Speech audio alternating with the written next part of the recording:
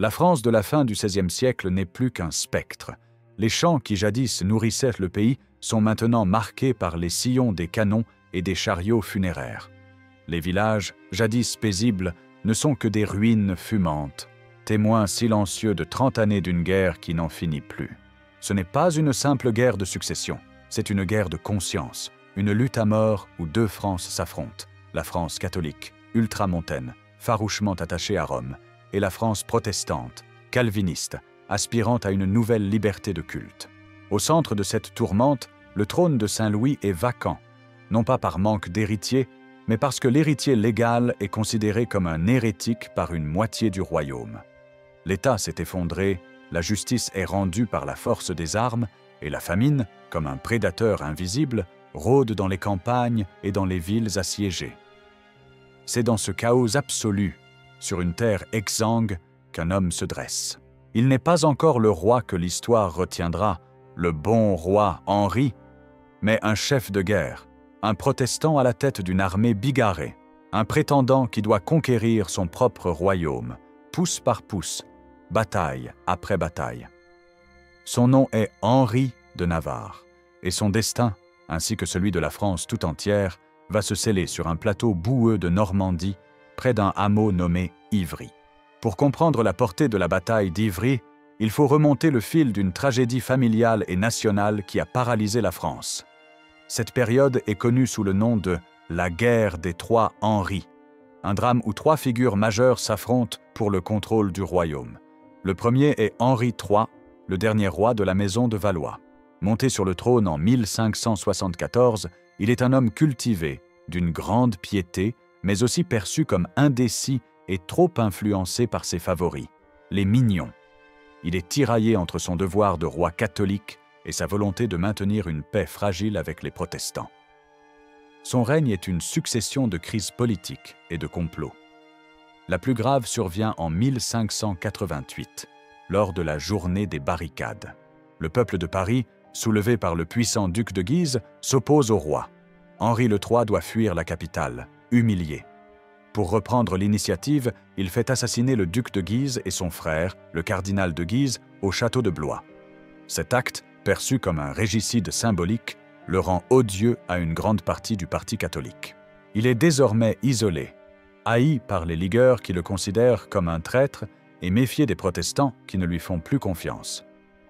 Le deuxième Henri est Henri de Lorraine, duc de Guise. Surnommé le balafré, en raison d'une cicatrice reçue au combat, il est la figure de proue de la Sainte Ligue catholique. Charismatique, ambitieux, il est l'incarnation de la résistance catholique face à la menace protestante et à la faiblesse supposée du roi. Il ne cache pas ses propres prétentions au trône et bénéficie du soutien massif de Paris et d'une grande partie du royaume, ainsi que de l'appui financier et militaire du roi d'Espagne, Philippe II. Son assassinat sur ordre d'Henri III fait de lui un martyr pour la cause ligueuse et transforme son frère, le duc de Mayenne, en son vengeur et successeur à la tête de la Ligue. Le troisième Henri est notre Henri de Navarre. Chef du parti protestant, il est aussi, par le sang, le premier prince du sang et l'héritier légitime des Valois. Depuis la mort du frère du roi en 1584, il est l'héritier présomptif du trône. C'est cette réalité qui déclenche la fureur de la Ligue. Pour eux, un protestant ne peut être roi. La loi salique, qui exclut les femmes de la succession, ne dit rien de la religion.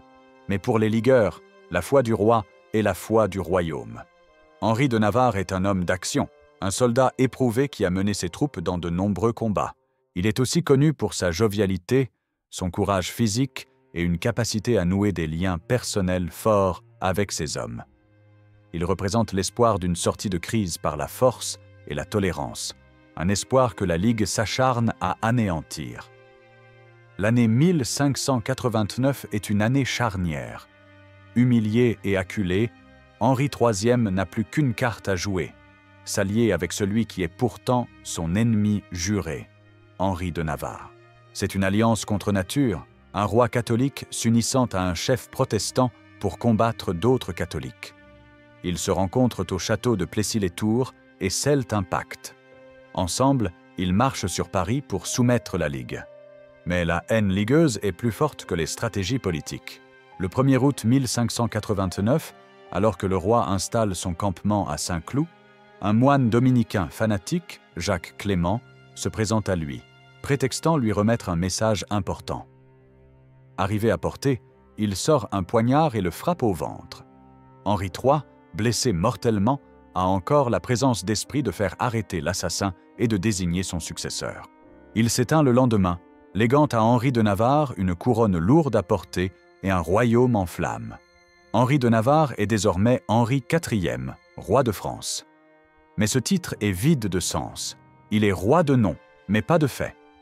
Paris lui ferme ses portes, les grandes villes de province font allégeance à la Ligue, et le Parlement de Paris, bastion du catholicisme, refuse de le reconnaître. Le duc de Mayenne, qui a pris la tête de la Ligue après la mort de son frère, se proclame lieutenant général du royaume, agissant de facto comme le souverain. Henri IV est un roi en exil dans son propre pays, contraint de mener une vie de campagnard militaire, dépendant du bon vouloir de ses fidèles et des subsides de l'Angleterre protestante. Sa première tâche est de survivre militairement. Il remporte des victoires, comme à Arques en septembre 1589, où, avec une armée inférieure en nombre, il met en déroute les troupes de Mayenne. Ces victoires lui permettent de se forger une réputation de chef de guerre exceptionnelle et de rassurer ses partisans. Mais chaque victoire est suivie de difficultés. Le royaume est épuisé, les impôts sont impossibles à lever dans les zones qu'il contrôle, et ses propres troupes, souvent mal payées, sont menacées de désertion. Il doit constamment négocier, manœuvrer et surtout combattre pour prouver qu'il est le plus fort et qu'il est le seul capable de restaurer l'ordre. C'est dans ce contexte qu'à la fin de l'hiver 1590, il décide de prendre une initiative audacieuse, marcher à nouveau sur Paris. Pour cela, il doit d'abord anéantir l'armée principale de la Ligue qui se dirige vers la capitale. La rencontre est inévitable. Elle aura lieu près d'Ivry. Début mars 1590, les deux armées sont en mouvement. Henri IV, à la tête de ses forces, quitte sa base de Gien et remonte la vallée de la Loire, puis se dirige vers le nord. Le duc de Mayenne, de son côté, a réuni ses troupes à Paris et sort de la capitale pour aller au-devant du roi. L'enjeu est simple, celui qui remportera la bataille décisive contrôlera la route de Paris et, de fait, l'avenir du royaume. L'armée royale, celle d'Henri IV, est une force cosmopolite et motivée. Elle compte environ 10 000 à 12 000 hommes. Son noyau dur est composé de régiments d'élite français, comme le régiment de Picardie et celui de Champagne, des vétérans de dizaines de batailles. À leur côté se trouvent des contingents protestants venus de tout le royaume, ainsi que des mercenaires étrangers, notamment des ritres allemands, des cavaliers lourdement armés et redoutés pour leur charge en caracole. L'infanterie est un mélange de piquiers et de mousquetaires, organisée selon les tactiques modernes, inspirées des armées espagnoles et hollandaises. L'artillerie, bien que peu nombreuse, est efficace et manœuvrée avec habileté. Le grand atout de cette armée, c'est son commandement.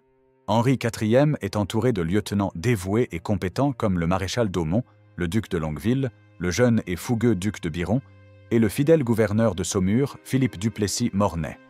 Le moral est élevé. Les soldats se battent pour un chef qu'ils admirent et pour la promesse d'un butin souvent substantiel. Face à elle, l'armée de la Ligue est plus imposante en nombre, avec environ 13 000 à 15 000 hommes. Elle est composée majoritairement de troupes françaises, levées dans les provinces ligueuses.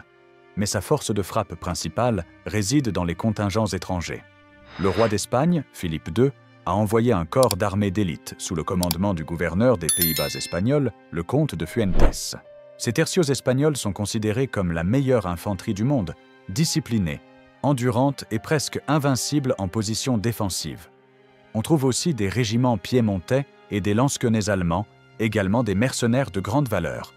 Le commandement est assuré par le duc de Mayenne. C'est un homme prudent, un administrateur plus qu'un génie militaire, mais il est entouré de chefs expérimentés comme le comte d'Egmont. L'armée ligueuse est bien équipée, bien approvisionnée grâce à l'or espagnol et galvanisée par la ferveur religieuse. Elle se bat pour défendre la vraie foi contre un roi qu'il considère comme un hérétique. Le 13 mars 1590, les deux armées arrivent en vue l'une de l'autre sur les plateaux au sud d'Ivry-sur-Seine. Le terrain est une plaine légèrement vallonnée, coupée de quelques haies et de petits bois, bordée à l'est par la rivière Eure. C'est un terrain propice aux manœuvres de cavalerie et au déploiement de l'artillerie. Henri IV, qui a une vision tactique très claire, choisit sa position avec soin. Il installe son armée sur une crête, dominant légèrement le camp ennemi. Il sait que la bataille de demain sera celle de toutes les chances.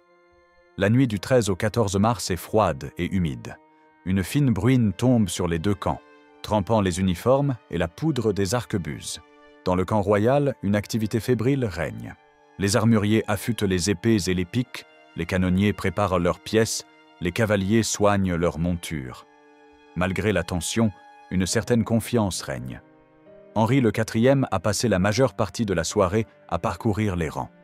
Il ne fait pas de grands discours, mais il s'arrête, parle aux soldats, plaisante avec les officiers, partage sa ration de pain et de vin. Sa présence physique, son calme apparent et son énergie communicative rassurent ses troupes. Il sait qu'il est le ciment de cette armée hétéroclite. Dans le camp ligueur, l'atmosphère est différente. C'est une armée plus nombreuse, plus formelle, mais peut-être moins soudée. Les soldats français se méfient un peu des alliés espagnols, perçus comme fiers et distants. Le duc de Mayenne, dans sa tente, étudie les cartes avec ses généraux. Le plan est simple. Utiliser la supériorité numérique pour enfoncer le centre de l'armée royale, pendant que la cavalerie sur les ailes fixera et débordera les forces d'Henri IV. Mayenne est confiant. Il a les meilleurs soldats d'Europe sous ses ordres et la bénédiction de l'Église. La victoire lui semble promise. Henri IV, de son côté, ne se fie pas à la seule prière. Il passe une partie de la nuit avec ses principaux lieutenants, Daumont, Biron et Longueville. Ils examinent les positions ennemies, anticipent les mouvements de Mayenne. Le roi sait que la clé de la victoire sera de briser l'élan de l'infanterie espagnole et d'utiliser sa cavalerie, plus mobile et mieux commandée, pour frapper un point décisif. Il a gardé une réserve de cavalerie d'environ 800 cavaliers d'élite qu'il placera sous son commandement direct. C'est son atout maître, le coup qu'il portera au moment le plus opportun. Avant de se retirer pour quelques heures de sommeil, Henri IV fait une dernière chose.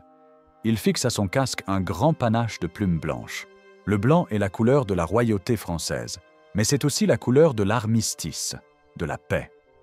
En portant cette couleur visible de loin, il envoie un message à ses hommes et à l'ennemi. À ses troupes, il dit « Je suis votre roi, je suis avec vous, et je serai votre point de ralliement. » À l'ennemi, il lance un défi. « Voici votre cible, venez me chercher. » Ce panache blanc n'est pas un simple ornement, c'est un étendard, une déclaration de guerre et un symbole d'espoir. Au matin du 14 mars, la brume se lève lentement, laissant apparaître un ciel gris mais sans pluie. Vers 9 heures, alors que le soleil perce les nuages, le signal est donné. La bataille commence par un duel d'artillerie. Les canons royaux, positionnés sur la hauteur, ouvrent le feu en premier. Les boulets de fer creusent des sillons dans les rangs ligueurs, provoquant une confusion initiale. Les artilleurs d'Henri IV, dirigés par le maître de camp Lavieuville, sont réputés pour leur précision et leur rapidité d'exécution. L'artillerie ligueuse répond rapidement. Les canons espagnols, en particulier, sont d'une qualité redoutable. Un violent bombardement s'engage de part et d'autre. Le sol tremble, l'air est déchiré par le sifflement des projectiles et les explosions qui projettent de la terre et des corps en l'air. Le but de cette phase est de perturber les formations adverses avant l'assaut de l'infanterie et de la cavalerie. Pendant près d'une heure, les deux armées s'épuisent mutuellement à distance dans un vacarme assourdissant. Henri IV, à cheval, observe la scène depuis une petite hauteur, son panache blanc flottant au vent. Il voit que son artillerie prend le dessus, créant des brèches dans les lignes ennemies. Il donne alors l'ordre à son infanterie d'avancer. Au centre, les vieux régiments de Picardie et de Champagne, des carrés de piquiers impénétrables avec des mousquetaires sur les flancs, commencent à marcher d'un pas lent et régulier vers l'ennemi. Ils sont la colonne vertébrale de l'armée royale. Face à eux, l'infanterie ligueuse se met également en mouvement. Au centre, les tercios espagnols avancent, leur formation serrée, leurs piques hautes comme une forêt de fer. Ils sont une machine de guerre implacable. Sur leurs flancs, les régiments ligueurs français et les lansquenets allemands les accompagnent. Le choc entre les deux infanteries est imminent. C'est à ce moment que la cavalerie entre en jeu. Conformément à la tactique de l'époque, les cavaliers des deux armées s'élancent sur les ailes pour tenter de prendre l'ennemi à revers et de soutenir leur propre infanterie. À droite de l'armée royale, le duc de Longueville mène la charge des gendarmes, la cavalerie lourde française, cuirassée et lancée à toute vitesse. Ils foncent sur la cavalerie ligueuse qui leur fait face. Le choc est terrible. Les chevaux s'entrechoquent, les lances se brisent, les épées s'abattent. C'est un balai violent et mortel. Longueville, d'une bravoure folle, parvient à percer les premières lignes, mais il est rapidement confronté à une contre-charge menée par les cavaliers espagnols, plus disciplinés. Il doit se replier pour réorganiser ses hommes. Sur l'aile gauche, c'est le maréchal d'Aumont qui commande. Il fait face à une forte concentration de reîtres ligueurs et de cavaliers piémontais. La charge est tout aussi violente. d'Aumont, un vétéran de 60 ans, se bat comme un lion, mais il est submergé par le nombre. Son aile est en difficulté et commence à reculer. Si son aile cède, toute l'armée royale risque d'être prise en étau. Pendant ce temps, au centre, les deux infanteries se sont heurtées. Le bruit des armes à feu se mêle aux cris des hommes et au choc des piques. Les régiments royaux, bien que courageux, peinent à contenir la pression des tercios espagnols. Ces derniers avancent lentement, inexorablement, comme un mur infranchissable. La bataille est engagée sur toute la ligne. C'est une bataille d'usure, où le courage et la discipline sont mis à rude épreuve. Mayenne, depuis son poste de commandement à l'arrière, observe la situation avec satisfaction. Son aile gauche enfonce l'aile droite royale, et son centre tient bon. Il pense que la victoire est à portée de main. Henri IV voit le danger. L'aile gauche d'Aumont est sur le point de céder. Si elle rompt, c'est toute son armée qui sera encerclée. Il doit agir, et vite. Il envoie des renforts pour soutenir d'Aumont, mais il sait que cela ne suffira pas. Il faut un coup décisif, un geste qui brise l'élan ennemi et renverse le cours de la bataille. C'est le moment qu'il attendait. Il rassemble sa réserve de cavalerie, les 800 meilleurs cavaliers de son armée. Il se place à leur tête, son panache blanc plus visible que jamais. Il va porter le coup fatal. Alors que la bataille atteint son paroxysme, que le sort des armes semble incertain, Henri IV s'adresse à ses cavaliers. Ces paroles, rapportées par les chroniqueurs, ne sont pas un long discours, mais une phrase courte, percutante, qui va devenir légendaire. Se tournant vers ses hommes, il leur aurait dit « Compagnons, si l'étendard est perdu, si vous n'avez plus de capitaine, ralliez-vous à mon panache blanc, vous le trouverez toujours au chemin de la victoire et de l'honneur. » Cette phrase est bien plus qu'un simple encouragement. C'est un ordre, une promesse et un testament. Il leur dit que même si tout est perdu, même s'ils sont séparés de leur unité, même s'ils ne voient plus d'autres chefs, ils auront toujours un point de repère, sa personne, symbolisée par ce panache blanc. C'est un acte de leadership absolu, une prise de risque calculée qui montre à ces hommes qu'il est prêt à mourir pour eux et pour la couronne.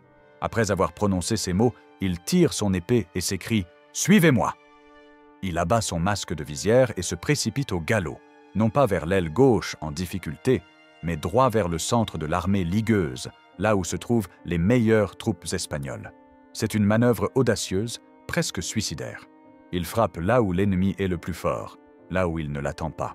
Les 800 cavaliers royaux, galvanisés par le courage de leur roi, le suivent dans une charge fulgurante. Ils traversent le champ de bataille, une tempête d'hommes et de chevaux fonçant vers le cœur de la résistance ennemie. L'effet de surprise est total. Les Espagnols, concentrés sur leur combat contre l'infanterie d'Henri IV, ne voient pas arriver cette charge venant de flanc. La cavalerie royale s'abat sur eux comme un coup de tonnerre. L'impact de la charge d'Henri IV est dévastateur. Les cavaliers royaux, plus légers et plus rapides que la cavalerie lourde, percent les rangs des piquiers espagnols. Les piques, conçues pour repousser une charge frontale, sont moins efficaces contre une attaque venant du flanc.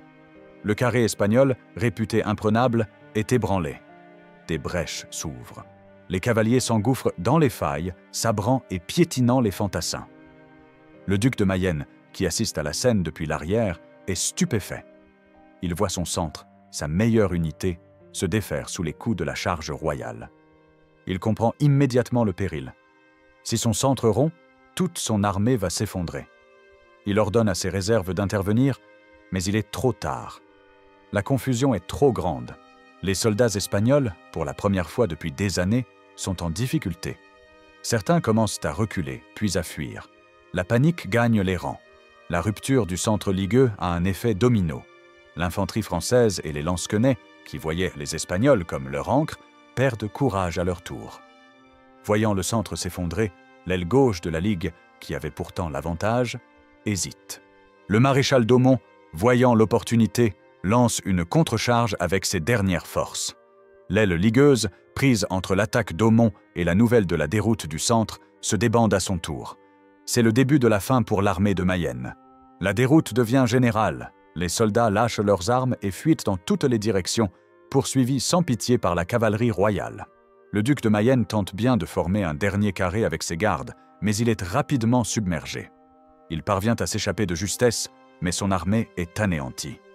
La bataille est terminée. En à peine 2 heures de combat acharné, Henri IV a transformé une situation périlleuse en une victoire écrasante. Le carnage sur le plateau d'Ivry est immense. Plus de 3000 ligueurs gisent sur le champ de bataille, et beaucoup d'autres ont été noyés en tentant de traverser la rivière Eure. Les pertes royales sont beaucoup plus légères, quelques centaines d'hommes seulement. Le butin est considérable, 50 canons, des milliers d'armes, des drapeaux, toute la logistique de l'armée de Mayenne. C'est une victoire totale, militairement et matériellement.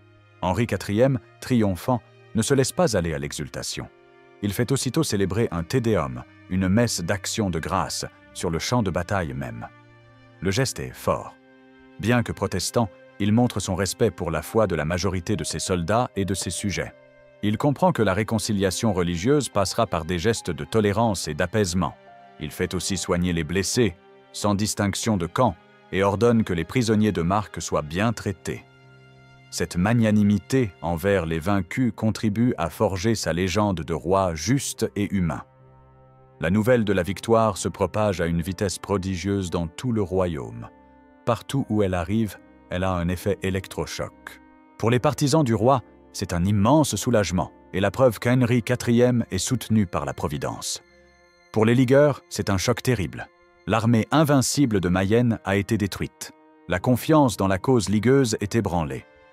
De nombreuses villes, comme Chartres, Orléans ou Rouen, commencent à douter de la pertinence de continuer le combat et ouvrent des négociations avec le roi. La victoire d'Ivry ouvre à Henri IV la route de Paris. Dès le mois de mai 1590, il met le siège devant la capitale. Mais la victoire militaire, aussi décisive soit-elle, ne résout pas tout. Paris, fidèle à la Ligue et ravitaillé par les Espagnols, résiste farouchement. Le siège va durer des mois et se transformer en une terrible épreuve pour la population parisienne qui souffre d'une famine effroyable. Malgré ses efforts, Henri IV ne parvient pas à prendre la ville. Il doit lever le siège en septembre, à l'approche d'une armée espagnole de secours. Ivry lui a donné la supériorité militaire, mais la conquête politique du royaume sera encore longue et difficile. Après l'échec du siège de Paris, Henri IV comprend une chose essentielle. Il ne peut pas régner uniquement par la force des armes. La victoire d'Ivry lui a prouvé qu'il était invincible sur le champ de bataille, mais pour être accepté comme roi par tous les Français, il doit régler la question religieuse. Il est roi de droit, mais il doit devenir roi de fait, et pour cela, il doit être reconnu par les catholiques. Pendant près de 3 ans, il va mener une patiente manœuvre politique.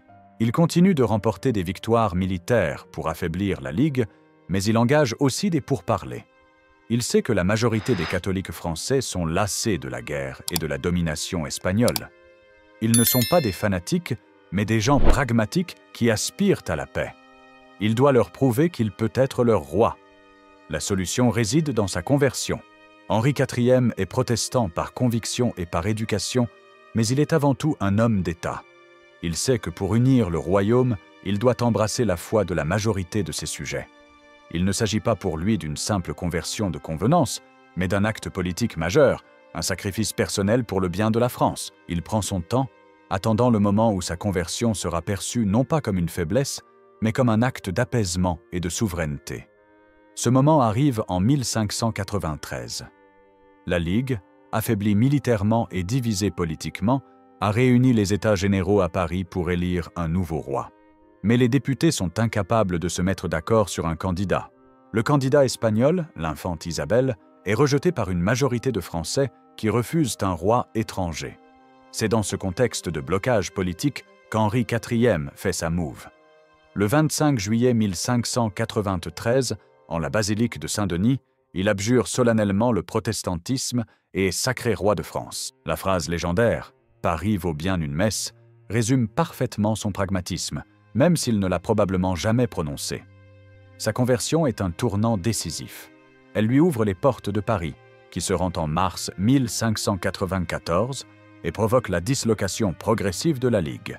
Une fois son pouvoir consolidé et la paix civile revenue, Henri IV peut enfin accomplir la promesse implicite de son règne, instaurer une paix religieuse durable. Après des années de négociations, il promulgue l'édit de Nantes en avril 1598.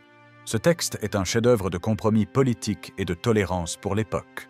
L'édit accorde aux protestants la liberté de conscience, le droit de pratiquer leur culte dans toutes les villes où il était établi en 1597 et 1598, ainsi que dans un certain nombre de places fortes et de châteaux. Il leur accorde aussi des droits civils et politiques, leur permettant d'accéder à tous les emplois et postes de l'État. En même temps, il réaffirme le catholicisme comme religion d'État et prévoit des mesures pour en assurer le rétablissement là où il a été supplanté. L'édit de Nantes met fin à plus de 30 ans de guerre de religion. Il ne crée pas un État laïque, mais il instaure une forme de coexistence religieuse unique en Europe à cette époque. C'est la consécration de la politique d'Henri IV qui a su passer du chef de guerre protestant au roi catholique de tous les Français. La victoire d'Ivry a été le premier pas, le moment où il a prouvé qu'il avait la force de soumettre ses ennemis. La conversion et l'édit de Nantes ont été les étapes suivantes, celles où il a montré qu'il avait la sagesse de les réconcilier. Henri IV a été assassiné le 14 mai 1610 par Ravaillac, un fanatique, comme si la haine qui avait déchiré la France ne pouvait s'exprimer que par le meurtre. Mais son œuvre a survécu. Il a laissé à son fils, Louis XIII, un royaume pacifié, une autorité monarchique restaurée et des bases économiques solides. Aujourd'hui, la bataille d'Ivry et le panache blanc d'Henri IV restent un symbole puissant dans la mémoire collective française. Ils représentent le courage face à l'adversité, le sens de l'État et la capacité à dépasser les divisions pour l'intérêt supérieur de la nation. Le cri « Ralliez-vous à mon panache blanc » est bien plus qu'un ordre militaire. C'est l'expression d'un leadership qui se rend visible et responsable, qui offre un point de repère dans la confusion et qui incarne l'espoir de la victoire.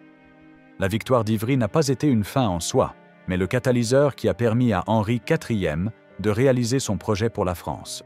Sans cette victoire écrasante, il n'aurait jamais eu l'autorité nécessaire pour se convertir, pour prendre Paris et pour promulguer l'édit de Nantes.